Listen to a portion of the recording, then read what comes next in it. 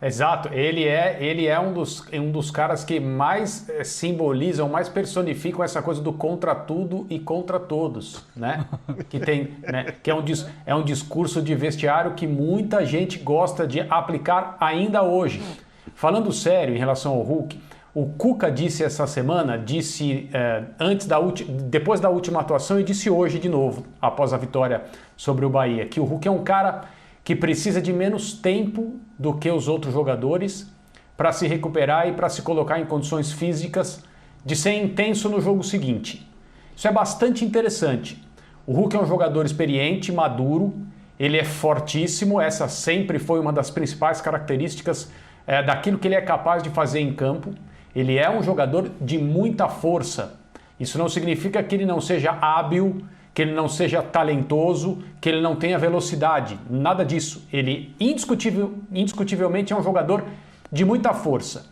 E ele consegue, de acordo com o seu treinador atual, se colocar em condições físicas de continuar sendo intenso, competitivo e fazer o que ele faz em menos tempo do que os demais.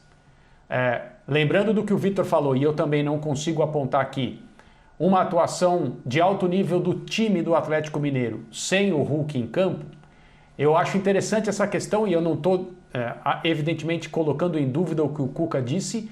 Ninguém melhor do que um treinador do Hulk para fazer esse tipo de afirmação, mas em uma época em que as dificuldades para técnicos estão tão ligadas à recuperação de jogadores e à necessidade de poupar, de rodar elenco e tudo mais, tem um cara que não está mais no início da sua carreira, que de acordo com o seu técnico precisa de menos tempo. Isso provavelmente é um testemunho.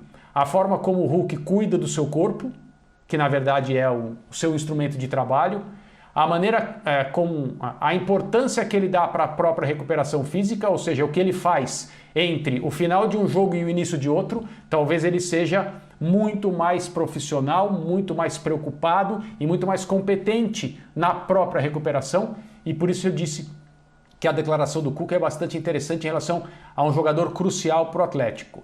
E quanto ao Palmeiras, a impressão que me dá, e de algumas partidas para cá, né, nessa série invicta e nessa sequência também de vitórias, que o Palmeiras me parece um programa de computador que roda de maneira estável em qualquer configuração hoje. Seja qual for o estádio, seja qual for o tipo de gramado, seja qual for o adversário, seja qual for a escalação. O Palmeiras vai lá e faz o seu trabalho. É um time, talvez o time mais estável do Brasil hoje, e isso é bastante importante num campeonato como o Campeonato Brasileiro.